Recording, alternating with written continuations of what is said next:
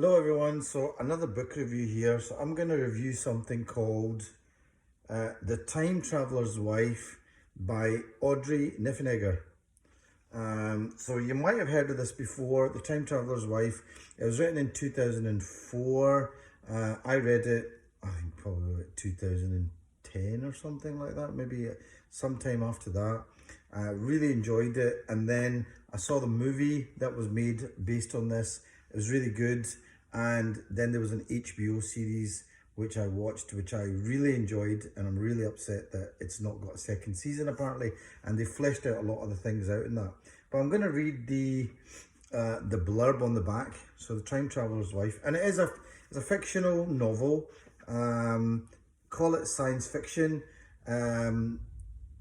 Love romance chicklet. I'm not sure what chicklet is, to be honest with you, if there is such a thing, and I don't think it is that, but I looked at it and I thought it's The Time Traveler's Wife, science fiction, yeah, and I picked up, but I was quite surprised at how it came out. But this is the blurb on the back. So this is the extraordinary love story of Claire and Henry, who met when Claire was 6 and Henry was 36, and were married when Claire was 22 and Henry 30. Impossible but true. But Henry suffers from a rare condition where his genetic clock periodically resets, and he finds himself pulled suddenly into his past or future. In the face of this force they can neither prevent nor control, Henry and Claire struggle to lead normal lives as both intensely moving and entirely unforgettable. So basically what the story is Henry is somebody who has a genetic disorder, and the genetic disorder is that his internal time clock somehow is wonked up, and he will automatically go into his future or into his past, and there's no control. And when he does it, he's a bit like the Terminator in that he has to go without any clothes, nothing physical is on him. So wherever he ends up in weird circumstances where he's got no clothes, and he has to either steal clothes or money, or just try and talk his way out of it. And invariably he ends up getting into fights, things like that, and because if you end up somewhere. So, and also the effects of being, just not knowing where you could be. So he takes a job as a librarian anyway, but he ends up he goes back in time, ends up in a place where he's no clothes on, behind a bush, and he meets this 6-year-old girl called Claire, and says, "Look, Claire, I'm a kind of." He comes up with a story and says, and this could be quite strange, and I think because he's 36, she's 36, but he asks us to please go get him some clothes or a rug or a mat, a blanket or something, and he says, "Look, I've got magical powers and everything." Yeah, you can see where this could end up going, but she believes him. But part of the reason I think she believes him is that he does literally disappear in front of her, so she knows that this is something he's not some sort of daft pedo, right? So anyway, this keeps happening, and he keeps going back, and he goes back from the age of a certain age. So he's going back when he's already 36, and he's already in sort of, in his late 30s, and he meets her as she's growing up, and she brings him food, and he just goes, and he's got something where he will often go back to certain places again and again. And that's kind of sad in the book, because he goes back to the death of his mother. His mother dies when he's very young. He's actually literally decapitated, and he's in the car. So he actually sees this again and again, which is quite sad. So, yeah, and then there comes a point where he actually meets Claire, and he's never met her before. So he's 28, and he meets her when she's 20, and she knows all about him, and he knows nothing about her because he hasn't gone back in time yet. And anyway, the point is that they end up getting married. And again, there's a bit of a complication here, because he doesn't tell her at the age of 6 that he's going to be married to her, because that would just be kind of weird. Anyway, what can I say about this book? I thought it was fantastic. I loved this book. I was really surprised how it kind of gets you, grips you. And I did think it was a kind of more of a science fiction-y book, but it is more, it is basically a love story at the end of the day. I'm going to read the prologue at the beginning. So this is Claire. So she starts off, it's hard being left behind. I wait for Henry, not knowing where he is, wondering if he's okay. It's hard to be the one who stays. I keep myself busy. Time goes faster that way. I go to sleep alone and wake up alone. I take walks. I walk until I'm tired. I watch the wind play with the trash that's been under the snow all winter.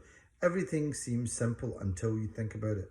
Why is love intensified by absence?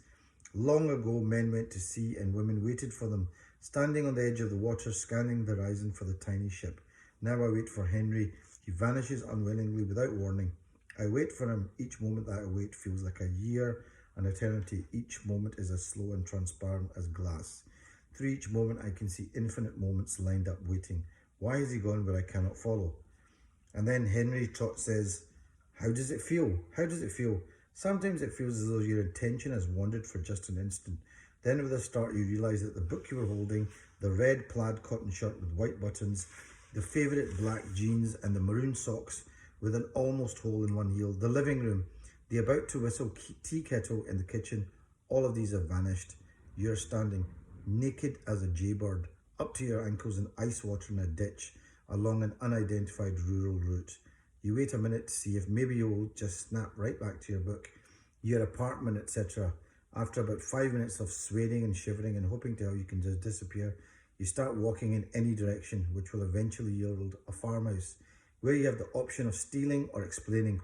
Stealing will sometimes land you in jail, but explaining is more tedious and time consuming and involves lying anyway, and also sometimes results in being hauled off to jail. So what the hell? Anyway, what's the chapters also start off with telling you what age Claire or Henry is. So if I just open up a random chapter a bit, it'll tell you that the bit that you're reading now is where Claire is, where are we? Yeah, Claire's 20, Henry's 28. So, and you have to, that's good because you have to keep account of where the heck are you? Because one of the things that Audrey Niffenegger does is she throws all the kind of normal time travel tropes out the window. So this thing about you can't meet yourself, you can't do things, she to heck with that. So what she does with that is quite fun because, you know, you can go back and meet yourself. So Henry goes back and meets himself at the age of whenever it is he first time travels. I think he's 5 or something. And he explains, and he becomes like a mentor to himself. So, you know, when we say, you know, what would you say to yourself when you were younger? Well, he actually does get to do that. And he explains to Henry what happens to him and what's going on and how to look after himself, because Henry doesn't understand how to deal with this. So he explains what's happening and what he needs to do to survive. So that is, you know, I mean, it's, what can I say? I thought it was a beautiful book, really well written.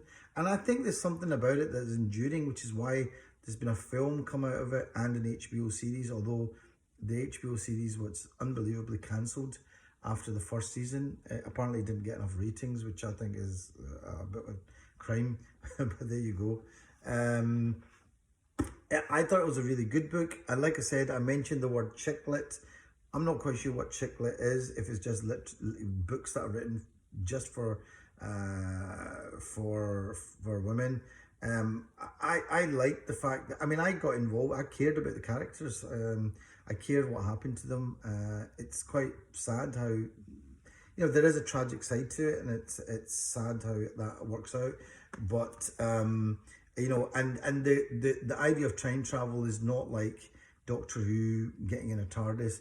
It's seen like a genetic condition. It's an illness, and he's got to deal with it. And he does try to sort of find out more about it and try and deal with what's going on. What can I say? I love this book. I really enjoyed reading it. And then when the HBO series came out, I bought a new copy and I read that, and I read bits of that as well, and I really enjoyed rereading it. The film is the one with a guy called Eric Bana and another lady. I think the film is actually quite close to the book. It's quite well made. And I liked the HBO series, but it was very different from the book in the sense that, you know, they added more things to the characters. So I really like this book. What can I say? It is light reading, you know, but it is at its essence a love story. And what I liked about this is it's the kind of love story about people who are prepared to go the whole distance. So it's got that sense of somebody. It's like it reminded me of women who wait for men who go off to war, and they wait, and you know sometimes they don't come back, and there's something old fashioned about it that kind of endures, and I like that. So The Time Traveler's Wife by Audrey Niffenegger. It's apparently her first novel, so she really hit gold with her first novel. She did really well.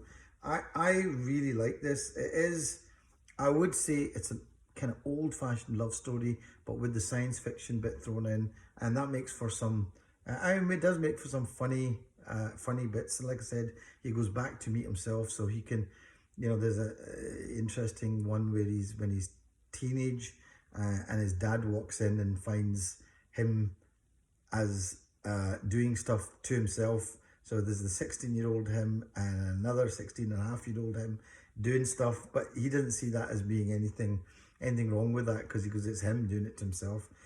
Anyway, I'll leave you to find those bits in it. Like I said, there was a funny thing about the HBO series being cancelled, and some people said that there were ideas of paedophilia in it.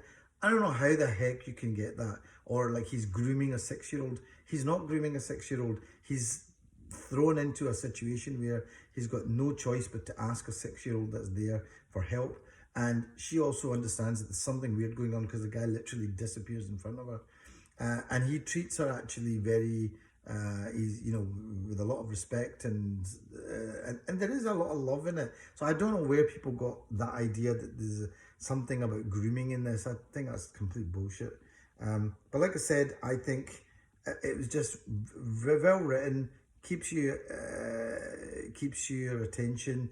I loved the movies that came from it, and I like the HBO series, but I think the book is really good, and I think it's a good read, honestly. I would definitely give this a shot. Okay, hope you enjoyed that, and until the next time.